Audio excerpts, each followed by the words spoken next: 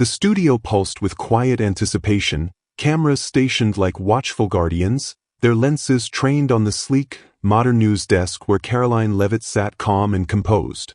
The backdrop showcased the title of tonight's segment in bold, glowing letters: Unmasking Epstein, the Fight for Justice. This wasn't simply another political argument or policy discussion. It was a battle, the kind fought in the public eye, on live television, where every word would be scrutinized, analyzed, and turned into a weapon. Karoline was prepared. Across from her sat James Whittaker, the experienced news anchor famed for his sharp, no-nonsense demeanor. He wasn't one to shy away from challenging influential figures, and tonight his gaze reflected a mix of curiosity and doubt. The countdown started. 5, 4, 3. The red light on the camera blinked on. Whittaker turned toward the screen, his voice smooth and authoritative. Good evening, America. Tonight, we bring you an exclusive discussion that could shake the foundations of Washington, Wall Street, and beyond.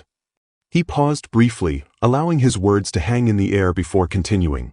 In recent weeks, the White House has hinted at releasing classified documents tied to Jeffrey Epstein, records that many believe could expose some of the most powerful individuals in the world.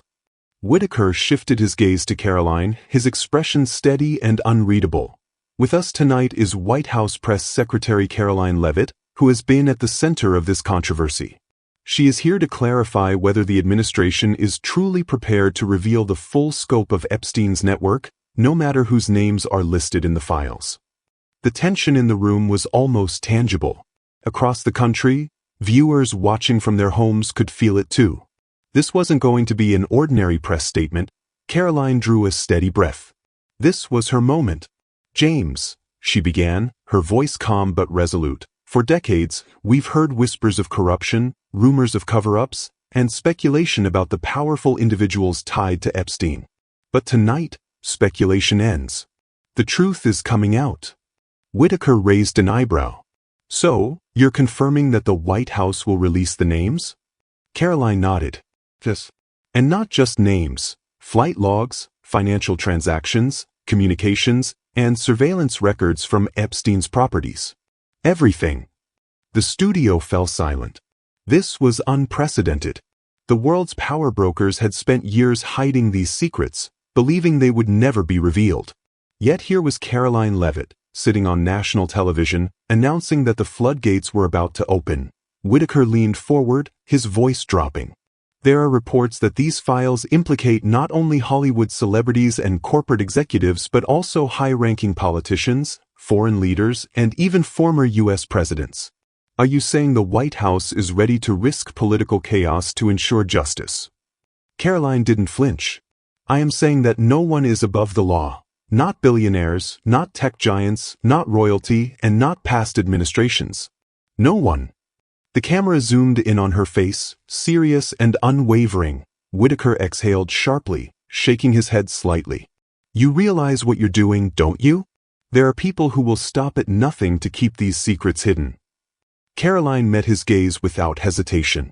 I know exactly what I'm doing, and I know exactly who I'm standing up against. The massive screen behind them illuminated, displaying a document marked confidential with a government seal. Whittaker turned toward the screen. What we're about to show you was just declassified and handed to our team moments before we went live. The screen shifted, now revealing an image that sent shockwaves through the audience. A private flight log from Epstein's plane, the Lolita Express. On the list were familiar names, powerful names.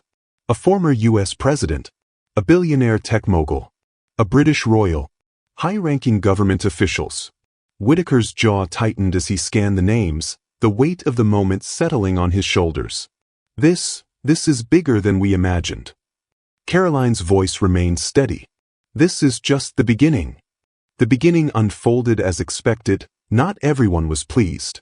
The moment the segment aired, phones lit up across Washington, D.C. Powerful donors were contacting their lawyers, political consultants were scrambling to manage the fallout, and behind closed doors, the people who had the most to lose were watching and plotting their next move.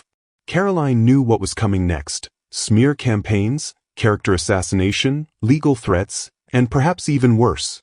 But she wasn't afraid. For the first time in years, the victims of Epstein's crimes had a voice, and she was determined to ensure the world listened. The broadcast had barely ended when the first shots were fired, not with bullets, but with headlines, phone calls, and covert maneuvering. Karoline Leavitt sat in the dimly lit White House press briefing room, her phone buzzing incessantly on the table before her. Messages flooded in, some from journalists pleading for exclusive interviews, others from government insiders warning her to tread carefully. Then there were the threats, anonymous numbers, blocked caller IDs, one voicemail after another. You don't know who you're dealing with. Shut it down before it's too late. People disappear over things like this. She had anticipated this, but knowing it would happen didn't make it any less unnerving. Across the table, J.D. Vance, one of the few allies she trusted, leaned back in his chair, scrolling through his phone. His face was tense. "They're moving fast," he muttered. "Some networks are already questioning the authenticity of the files we released." Karoline scoffed. "Of course they are. That's their first move. Discredit, distract, distort. It's a playbook as old as time. If they can make people believe the evidence is fake," J.D. added grimly, "they don't have to deal with the actual facts." Karoline drummed her fingers on the table, thinking, "We need to make sure the people know the truth before the cover-up machine goes into full gear." J.D. gave a firm nod. "Then we hit back hard." The next morning, the headlines were everywhere. Right-wing conspiracy, White House caught in Epstein hoax, CNN. Karoline Leavitt pushing fabricated documents, The New York Times. A dangerous precedent, White House weaponizing fake scandals, The Washington Post. The narrative was being crafted, framing the release as a baseless political ploy. The biggest names on the list were already issuing public denials. Bill Gates, "I have never been involved in anything improper. These so-called flight logs are utter fabrications." Prince Andrew, "This is an outrageous attempt to smear my name with baseless accusations. I have always acted with the utmost integrity." Barack Obama, "These reckless attacks on public figures erode the very fabric of our democracy." One by one, they circled the wagons. Within hours, Karoline had gone from being the White House's bold truth-teller to its most controversial figure. The House press secretary stood at the podium, facing a sea of reporters. She was Karoline Leavitt, now labeled the most hated woman in Washington. But she wasn't done. Not even close. That afternoon, she held a press conference. Cameras flashed incessantly, and reporters perched like predators, ready to pounce. But Karoline wasn't the one speaking today. Behind her stood three women. Each had a story Washington desperately wanted to bury. One woman, likely in her late 20s, with haunted eyes, stepped forward. Her voice trembled, but her resolve was clear. "My name is Sarah Westbrook," she began, "and I was one of Jeffrey Epstein's victims." A profound silence enveloped the room. "I was 14 when I was taken to his island. They promised me a modeling career, but instead I was trapped in a nightmare." The murmurs spread across the press corps. This wasn't conjecture anymore. This was real. Sarah steadied herself, taking a deep breath. "For years, I was told to keep quiet, to believe no one would listen, that the people involved were too powerful to fight." She turned towards Karoline, her eyes glimmering with hope. "But today, I'm here because someone in power finally listened." Karoline stepped forward, placing a reassuring hand on Sarah's shoulder before addressing the room. These victims were ignored, silenced, and ridiculed for years. That ends today. The flashbulbs ignited in a frenzy. The media had no choice now, they had to cover it. And for the people who wanted this story hidden, desperation was setting. Karoline Leavitt, the White House press secretary, was no stranger to controversy, but this time, she found herself at the center of a storm that would shake Washington to its core. Dubbed the most hated woman in Washington, Karoline had never been one to back down. She wasn't finished, not even close. That afternoon, she stood at the podium during a press conference, cameras flashing and reporters ready to pounce. But today, Karoline wasn't the one speaking. Behind her stood three women with stories that Washington desperately wanted to bury. The first woman, a young lady in her late 20s with a haunted look in her eyes, stepped forward. Her voice trembled, but she spoke with determination. "My name is Sarah Westbrook," she began, "and I was one of Jeffrey Epstein's victims." The room fell into a stunned silence. "I was just 14 when I was taken to his island," Sarah continued, her voice quivering but growing stronger with every word. "I was promised a modeling career, but instead I was trapped in a nightmare." A ripple of shock spread through the room. This was no longer speculation or rumor. This was real. "For years, I was told to stay silent," Sarah said, her voice breaking for a moment. "I was told no one would believe me, that the people involved were too powerful to fight." She paused, looking toward Karoline with a glimmer of hope. "But today, I'm standing here because someone in power is finally listening." Karoline stepped beside her, placing a comforting hand on Sarah's shoulder before addressing the press directly. Her voice was steady, but there was fire in her tone.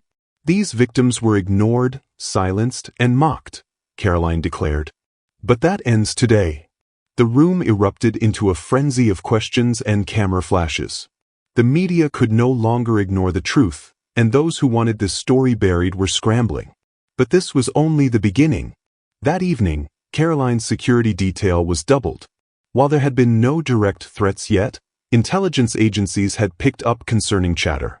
Emails were being deleted, phone records were being wiped, and financial accounts tied to Epstein's network were suddenly under scrutiny. The cover-up machine was moving at full speed. Then, the Department of Justice made its move. A leaked document surfaced online, accusing the White House of recklessly handling sensitive information and jeopardizing national security. Despite the storm brewing around her, Karoline Leavitt remained steadfast. She addressed the accusations head-on during a primetime interview. "Let me make one thing clear," she said firmly. "The truth is not a threat to national security, it's a threat to those who profit from lies." Her words resonated across the nation, sparking debates and dividing opinions. But one thing was undeniable: Karoline's actions had shattered the walls of secrecy surrounding one of the darkest scandals in recent history. Days turned into weeks, and the ripple effects were felt far and wide. High-profile figures were subpoenaed, investigations were reopened, and victims found the courage to come forward. In the end, Karoline knew she had paid a price. Her reputation in certain circles would never recover, and the threats against her life would likely never stop. But as she stood in her office, looking at a stack of letters from survivors thanking her for her bravery, she felt a sense of peace. The truth had finally seen the light, and for Karoline Leavitt, that was worth everything. The press may have tried to silence her, but she'd shown the world that courage and integrity could still prevail, even in the heart of Washington.